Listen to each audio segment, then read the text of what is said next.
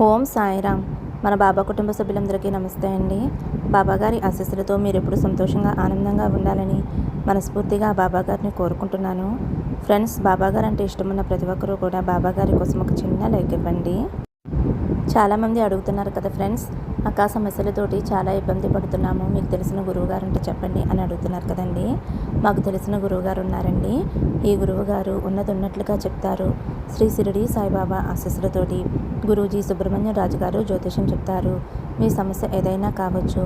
భార్యాభర్తల మధ్య సమస్యలు, ప్రేమ సమస్యలు, సంతాన సమస్యలు, విద్య, ఉద్యోగం, వ్యాపారం, స్త్రీ పురుష వశీకరణ 100% చేయబడును. ఇంకా ఎటువంటి సమస్యలు ఉన్నా సరే గురువుగారు ఫోన్ ద్వారా జ్యోతిషం చెప్తారు. ఫోన్ నెంబర్ వచ్చేసి 9908224144. మీరు ఒక్కసారి నమ్మకంతో గురువుగారికి కాల్ చేయండి. ఈ గురువుగారి దగ్గర చూపించుకున్న వారందరికీ కూడా వారి సమస్యలు అనేవి తీరి ఇప్పుడు చాలా సంతోషంగా ఉంటున్నారండి. మన సబ్స్క్రైబర్స్లో చాలామంది చూపించుకుంటున్నారండి. వారి సమస్యలు తీరాయి అనే కామెంట్ చేస్తున్నారు. కాబట్టి మీరు కూడా నమ్మకంతో కాల్ చేయండి.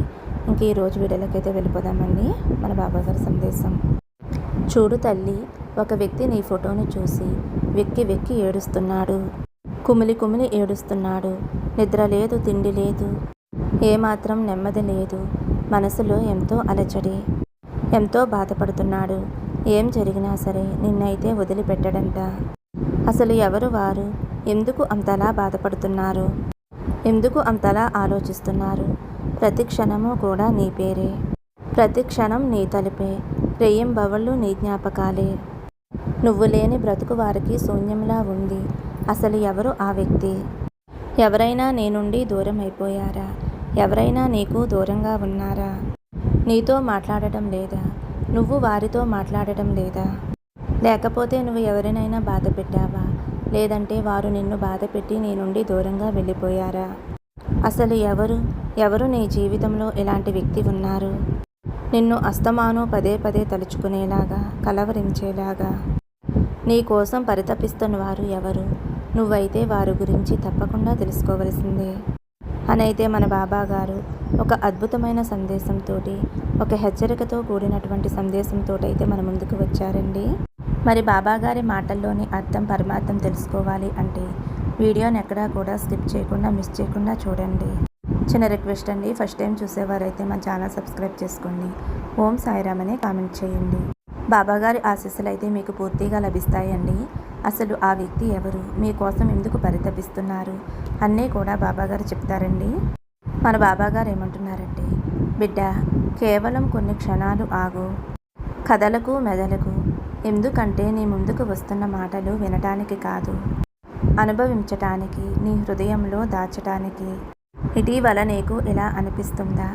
ఒక వ్యక్తి నీ జీవితం నుండి వెళ్ళిపోలేదు, దూరమైనా కూడా మునపటి కంటే ఎక్కువగా నీ దగ్గరికి వచ్చాడు అని. ఇది ఏ భ్రమ కాదు, ఇది మలుపు సూచన. ఇక్కడ కొన్ని సంబంధాలు వెనక్కి వెళ్ళవు, అంతరంగంలో లోతుగా పాతుకుపోతాయి. ఇప్పుడు ఒక ప్రత్యేకమైన వ్యక్తి ఆ స్థితికి చేరుకున్నారు, నిన్ను మళ్ళీ కోల్పోయే ప్రమాదం లేని స్థితికి. బహుశా ఆ వ్యక్తి ముందు నిన్ను తేలికగా తీసుకుని ఉండవచ్చును. అతను లేదా ఆమె ఇక్కడ ఎవరైనా కావచ్చు. బహుశా పరిస్థితులకి నిన్ను కారణంగా చూపించి ఉండవచ్చును. వారైతే నీకు దూరంగా ఉండి ఉండవచ్చు. బహుశా అహంకారం, భయం నీ నుండి దూరంగా లాగి ఉండవచ్చు. కానీ వారికైతే ఇప్పుడు మనసు విరిగిపోయింది, ఏదో పగిలిపోయింది. వారు కుప్పకూలిపోయారు. ఎందుకంటే అతనికి సత్యం కనిపించింది. నువ్వు వారికి అలవాటు కాదు, నువ్వు వారికి స్థిరత్వం, నువ్వు వారికి నేల. ఆ నేల మీద నిలబడితే వారు సురక్షితంగా భావించుకుంటారు. ఒక వ్యక్తి నీ గురించి మళ్ళీ మళ్ళీ ఆలోచించటం మొదలు పెడితే, నీ శక్తి గురించి ఆలోచించటం మొదలు పెడితే, మరి నువ్వు వెళ్ళిపోతే, తనని తాను కోల్పోతాను అనే భయం వెంటాడితే, అక్కడ ఆ బంధం నిలబడదు, అక్కడ ఆ భయం నిలబడుతుంది. ఇప్పుడు అతనికి ఇతరులు ఏమనుకుంటారు అనేది పట్టించుకోవటం లేదు. నువ్వు లేకుండా వారి భవిష్యత్తు అసంభవం. అందుకే హఠాత్తుగా వారి ఉనికిని నువ్వు అనుభవిస్తున్నావు. అతనికి జ్ఞాపకాలు అంటే పాత జ్ఞాపకాలు గుర్తుకు వస్తున్నాయి. పదే పదే హృదయంలో నిన్ను కలవరపెడుతున్నాయి. నీకైతే భరోసా కలుగుతుంది తల్లి, వారైతే నిన్ను వదిలివేయరు. ఒక వ్యక్తి తాను ఏం కోల్పోయాడో అర్థం చేసుకున్నప్పుడు ఆ తప్పు మళ్ళీ చేయడు. ఇది నియంత్రణ కాదు. భయంతో పుట్టిన ప్రేమ కథ కూడా కాదు. నీకు ఆ వ్యక్తి కథ చివరికి అర్థం చేసుకుంటాడు. సంబంధాలు కోల్పోవటం కాదు, వాటిని అర్థం చేసుకుంటేనే మనతో ఉంటాయి, రక్షించుకుంటేనే మనతో ఉంటాయి. చిన్నతనం చేసినా, నిర్లక్ష్యం చేసినా, చిన్న చూపు చూసినా ఆ బంధాలు అక్కడికక్కడే కుప్పకూలిపోతాయి అనేది వారికి అర్థమయ్యింది. నిన్ను కోల్పోవటం కాదు, నిన్ను కాపాడుకోవాలి అనైతే వారికి అర్థమయ్యింది. నువ్వు ఒకప్పుడు అనుకున్నావు అతను నిన్ను వదిలేయగలడు అని. కానీ ఇప్పుడు అతను నిన్ను కోల్పోతానేమోనని అత్యధికంగా భయపడుతున్నాడు. బయటికి ఎంత శాంతంగా కనిపించినా సరే వారి మనసులో అసలు ప్రశాంతత లేకుండా ఉంది. బహుశా సరైన సమయంలో నీ యొక్క విలువని వారు అర్థం చేసుకోలేదు. కేవలం నీ మౌనం వచ్చినప్పుడు కేవలం నువ్వు ఉనికి మాత్రమే కాదు అని, నువ్వు వారికి భావోద్వేగ ఆధారం అనైతే వారికి తెలిసిపోయింది.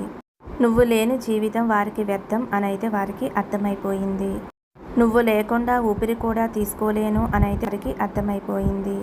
హఠాత్తుగా నువ్వు వెనక్కి తప్పుకున్నావు, అంటే మౌనాన్ని పాటించావు. ఇక్కడ ప్రశ్నలు అడగటం మానేశావు. ఎందుకు అలా చేస్తున్నావు, ఏం చేస్తున్నావు ఏమిటి అని ఇలాంటిది నువ్వు వారిని అడగటం లేదు. నువ్వు మౌనాన్ని ఆశ్రయించావు, ప్రశ్నలు అడగటం మానేశావు. నిన్ను నువ్వు కాపాడుకోవడం మొదలుపెట్టావు. అదే ఆ క్షణంలో అది వారి మనసులో భయం పుట్టింది. ఎందుకంటే నిజంగా ముఖ్యమైన వ్యక్తి వెళ్ళిపోతే శ్రద్ధ చెయ్యదు, కానీ ప్రభావం చాలా లోతుగా ఉంటుంది. ఇప్పుడు వారికి ప్రతిరోజు కూడా ఇలా అనిపిస్తుంది, నువ్వు లేకుండా జీవితాన్ని సమతుల్యతం చేయలేకపోతున్నాను అని.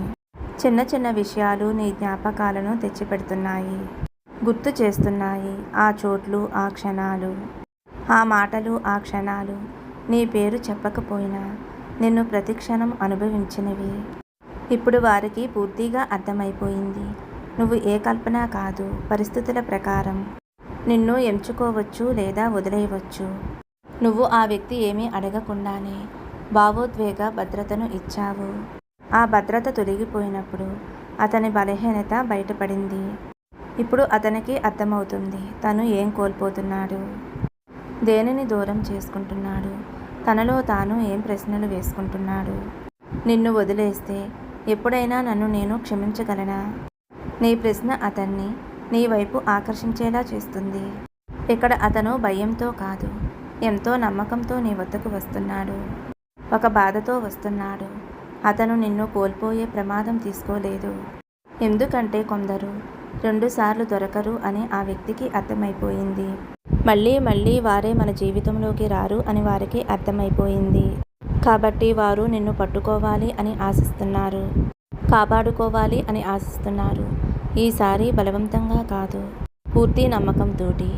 కేవలం అతను నిన్ను బలవంతంగా గుర్తు చేసుకోవటం లేదు, లోపల నుండి నీలో అనుసంధానం అయి ఉన్నాడు. దూరం అతన్ని బలపరచలేదు. ప్రతిరోజు కూడా అతని బలహీనత బలపరుస్తూ వచ్చింది. ఆ వ్యక్తి నువ్వు లేకుండా నేను ఉండలేను అనైతే వారు అనుకున్నారు. ఇంతకు ముందైతే నువ్వు లేకుండా నేను ఉండగలను, బాగుండగలను అనైతే తనని తాను ఒప్పించుకున్నాడు. కానీ ఇప్పుడు ఆ అబద్ధం లోపల నిలవటం లేదు. నువ్వు పూర్తిగా దూరం అయిపోతే తనని తాను గుర్తుపట్టలేను అని. నీ శక్తి ఇప్పుడు వారికి ఒక కళ్యంలా మారింది. నిన్ను తేలికగా తీసుకున్న క్షణాలను ప్రతి జ్ఞాపకం లోపల వారికి అపరాధనా భావం తీసుకుని వస్తుంది. కానీ ఈ అపరాధ భావన వారిని దూరం చేయటం లేదు, నీ వైపు ఆకర్షిస్తుంది. అతను భయాన్ని ప్రదర్శించడం మానేశాడు. ఇలా స్వీకరించడమే నువ్వు వారికి అవసరం అని అంగీకరించడం. చూడు తల్లి, అతనైతే నిన్ను వదిలివేయడు, నిన్ను అర్థం చేసుకున్నాడు. కొన్ని సమయాలలో సంబంధం కాదు, ఇక్కడ తలరాత ఎంతో పనిచేస్తుంది. ఇక్కడ నీ స్థానంలో ఎవరినీ కూడా ఊహించలేకపోతున్నాడు. వారి ప్రవర్తన వారికి అర్థమవుతుంది. నిన్ను ఎక్కడ చులకనగా చూశాడో తెలుసుకున్నాడు. ఎక్కడ నిన్ను బాధ పెట్టాడు, ఎక్కడ నీ మనసు గాయపరిచాడు, ఎక్కడ నిన్ను చిన్నచూపు చూశాడు, ఎక్కడ నిన్ను అశ్రద్ధ చేశాడు. ఇప్పుడు నిన్ను చూడగలుగుతున్నాడు. ఇప్పుడు నిన్ను వెతుక్కుంటున్నాడు. నేను ఏ తప్పు చేశాను అని ఒక వ్యక్తి తన తప్పు గురించి తెలుసుకోవటం మొదలుపెడితే దానిని సరిచేసుకోవడానికి సిద్ధపడతాడు. ఇప్పుడు అతను ఎంత వంగవలసి వచ్చినా ఏమాత్రం వెనకడుగు వేయటం లేదు. కేవలం ఆలస్యం కాకూడదు అని భయపడుతున్నాడు. ఇక నువ్వు చూస్తావు, వారు సందేహాలతో కాదు చర్యలతోటి వస్తారు. ఎందుకంటే ప్రాధాన్యత మారితే ప్రవర్తన కూడా మారుతుంది. ఈ కథ ఒక ప్రేమ వైపు మల్లుతుంది, ఒక ఆకర్షణ వైపు మల్లుతుంది. ఎందుకంటే అతనిలో మార్పు అనేది మొదలయ్యింది. తన పరివర్తన మారింది. తను చేసిన తప్పేమిటో తనకి అర్థమయ్యింది. తనని తాను దిద్దుకోవాలి అని, నిన్ను కోల్పోకూడదు అని, జీవితాంతం నీ చేయి పట్టుకోవాలి అని ఎంతో తపన పడిపోతూ, ఎంతో ఆలోచిస్తూ ఉన్నాడమ్మా. ఆ వ్యక్తి అయితే నీ నుండి దూరమైన తర్వాత నీ విలువ అనేది తెలుసుకున్నాడు. ఇప్పుడు ఎంతో సిగ్గుపడుతున్నాడు. నీ ముందుకు రావటానికి సిగ్గుపడుతున్నాడు. వారిలో వారే ఎలా అయిపోతున్నారు అంటే నరకాన్ని అనుభవిస్తున్నారు, లోపల కుమిలిపోతున్నారు. అలాంటి వారు నీ జీవితంలోంచి ఎవరైతే వెళ్ళిపోయారో ఒక్కసారి కళ్ళు మూసుకుని ఒక్కసారి నువ్వు ఆలోచించు తల్లి. వారి రూపం నీ కళ్ళ ముందు కనిపిస్తుంది. ఖచ్చితంగా వారు నీ ముందుకు వస్తే వారిని నువ్వు క్షమించు. ఎందుకంటే నీ విలువ గోరంత కాదు కొండంత అని వారికి అర్థమైపోయింది. అందుకే అంతలా బాధపడుతున్నారు, ఏడుస్తున్నారు. కాబట్టి తప్పు తెలుసుకుని వచ్చినప్పుడు వారిని మన్నించడమే మనిషి గుణం అనైతే మన బాబా గారు ఈరోజు మనందరికీ చాలా అంటే చాలా మంచి సందేశం అందించారండి. మరి ఈ సందేశం మీ అందరికీ నచ్చింది అనుకుంటున్నాను. నచ్చితే ఒక చిన్న లైక్ ఇవ్వండి. మరొక మంచి వీడియోతో మళ్ళీ కలుద్దామండి. సర్వే జన సుఖినో భవంతు. సమస్తం సద్గురు సాయినాథార్పణమస్తు. శుభం భవతు. జై సాయిరామ్.